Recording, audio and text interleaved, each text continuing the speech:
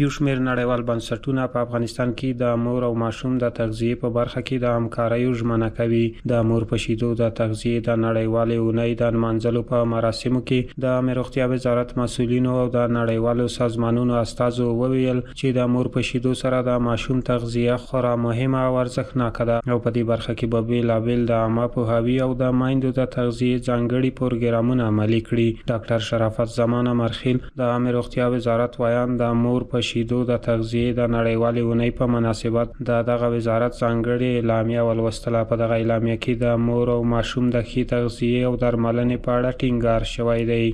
د مور شیدې یو الهي نعمت ده کوم چې د مور او ماشوم ترمنځ عاطفي تړاو او مسؤونه غذا ده. په اسلامي شریعت کې میندې هڅول شوي ترڅو خپل ماشومان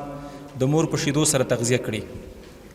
د مور شیدې نه یوازې خواړه دي بلکې د ماشوم لپاره د دوا سربیره د مور او ماشوم ترمنځ د مینې او عاطفي سبب هم کیږي. نو په همدې خاطر د عامه روغتیا وزارت په دې اړوند هدف او مسؤلیت لري ترڅو په دې برخه کې د ملي لارښودونو او مقرراتو مطابق په ټولنه کې د مور په شیدو سره د ماشومانو تغذیه ترویج او وده ورکړي او د ملي رهنمودونو او مقرراتو مخالفو پوډري شیدو له استعمال او په دې برخه کې له تغذیوي سرغړونو څخه مخنیوي وکړي. په استثنا د هغه شیدو کوم چې د 2 کالو څخه کم عمر لرونکو ماشومانو لپاره د مور د شیدو ځای نیسي. همدارنګه له ملي تجارانو، صنعتکارانو، خصوصي روغتیایي سکتور له غږیزو او تصویري رسنیو څخه غواړو ترڅو د مور په شیدو د ماشوم د تغذیې د ځای نیونکو د ترویج د مخنیوي په برخه کې خپل مسؤلیت ترسره او د عامه روغتیا وزارت سره په دې برخه کې همکار واوسي. د افغانستان اسلامي امارت د عامه روغتیا وزارت د عامه روغتیا وزارت مرستیال مولوي عبدالولي حقانی وویل چې په اسلامي شریعت کې میندې هڅول شوي دي ترڅو ماشومانو ته یې خپلې شیدې ورکړي چې دا د روغتیا له اړخه هم ډیره اړینه ده. هغه ماشومان چې د 2 کالو څخه د کم عمر لرونکي دي په اسلامي شریعت کې میندې هڅول شوي دي چې خپل ماشومان په خپلو شیدو سره تغذیه کړي. په همدې اساس موږ نن تقریبا 1400 کاله وروسته د مور په شیدو د تغذیې د پیاوړتیا او ترویج په اړه سره راټول شوي یو او د مور په شیدو د تغذیې په برخه کې نړیوال لارښودونه او کتابونه هم د برخه ډیره اړینه بولي. ښاغلي حقانی زیاته کړه چې له دغه ورځې د نمانځلو څخه موخه دا ده ترڅو میندې خپلو ماشومانو ته پوډري شیدې ورنه کړي او هغوی ته دا پوهاوی ورکړل شي چې ماشومانو ته خپلې شیدې ورکړي. نن موږ او تاسو د دې هدف لپاره راټول شوي یو ترڅو د مور په شیدو د تغذیې په مقابل کې چې کمپنۍ او شرکتونه کومو پوډري او تجارتي شیدو ته وده ورکوي د هغو د کړنې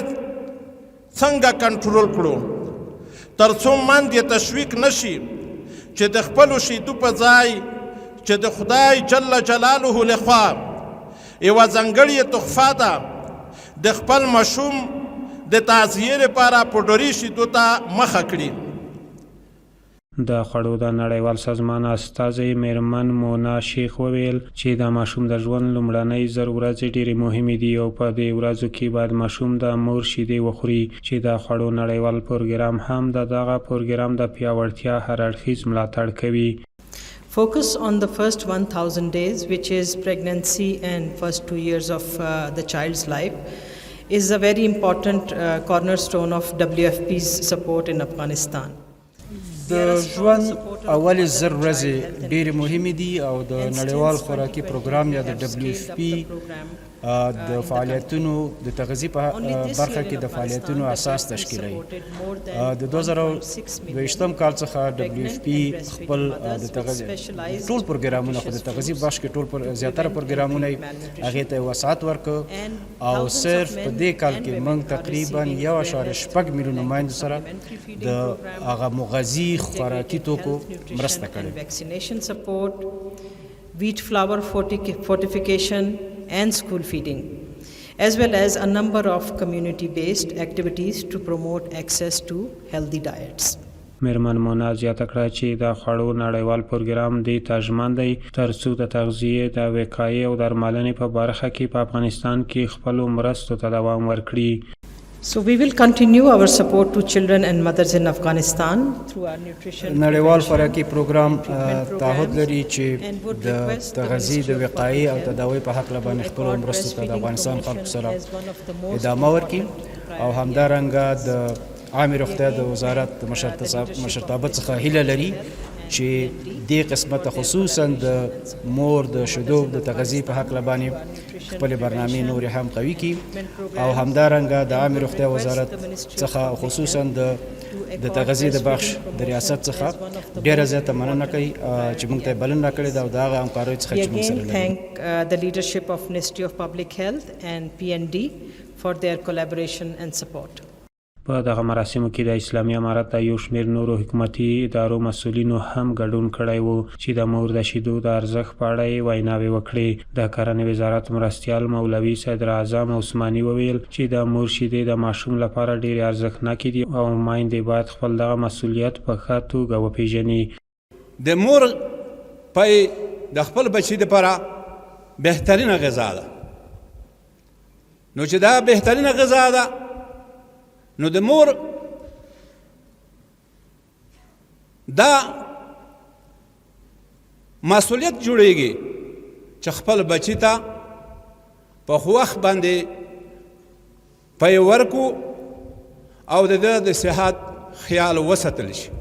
ډاکټر محمد امین د یونیسف د نړیوال سازمان استازي په دغه مراسمو کې وویل چې یونیسف سازمان په افغانستان کې د مور او ماشوم د پیاوړتیا بیلابیل پروګرامونه پلي کوي چې یو یې هم د تغذیې پروګرام دی. یونیسف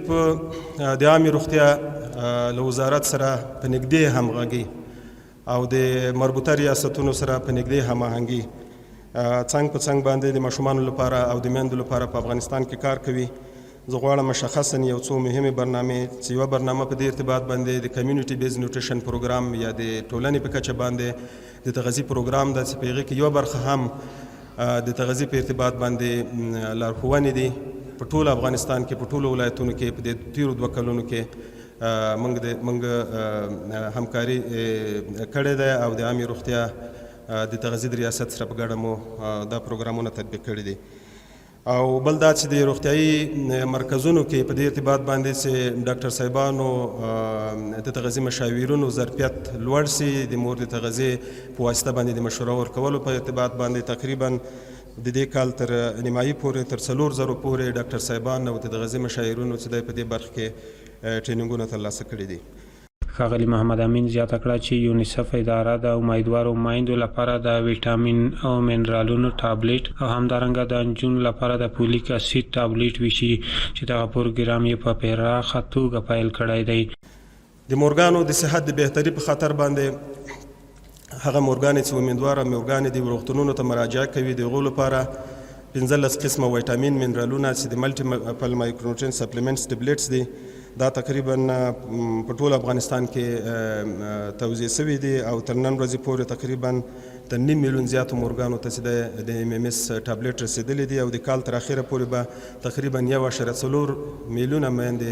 د ټابلیټونو ته لاسرسي ولري چې دوی د روغتیا په برخه کې همکاري کوي او هم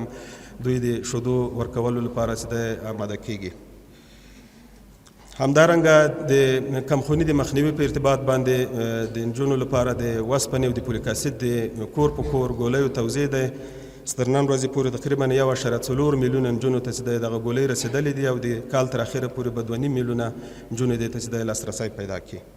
ډاکټر محمد وزیر حمید د عامې روغتیا وزارت د عامه تغذیې د څانګې امیر وویل چې د مور په شیدو د تغذیې د اونۍ د نمانځلو څخه موخه دا ده ترڅو خلکو ته عامه پوهاوی ورکړل شي او میندې دې ته وهڅول شي چې خپل ماشومان په خپلو شیدو سره تغذیه کړي. د مور د شیدو په واسطه تغذیې د ملاتړ په لاره کې د موجودو نابرابریو په اړه خلکو ته عامه پوهاوی ورکول. په ټولنه کې د مور د شیدو د تغذیې پر وړاندې د خلاو له منځه وړلو لپاره د مور د شیدو په واسطه تغذیه د یو مساوي عنوان په توګه تقویه کول د لا ښه اغېزمنتوب په موخه په دې برخه کې د اشخاصو او ټولنو په شکل فعال دخالت د ټولنې د زیان لیدونکو اشخاصو لپاره د مور په شیدو سره د تغذیې ملاتړ او د نابرابریو د له منځه وړلو لپاره لاس په کار کېدل. د یادونې وړ ده چې د عامه روغتیا وزارت له لوري د هیواد په بیلابیلو ولایتونو کې د مور او ماشوم د تغذیې ځانګړي پروګرامونه پلي شوي دي، خو بیا هم په دې برخه کې د لا زیاتو فعالیتونو اړتیا لیدل کیږي.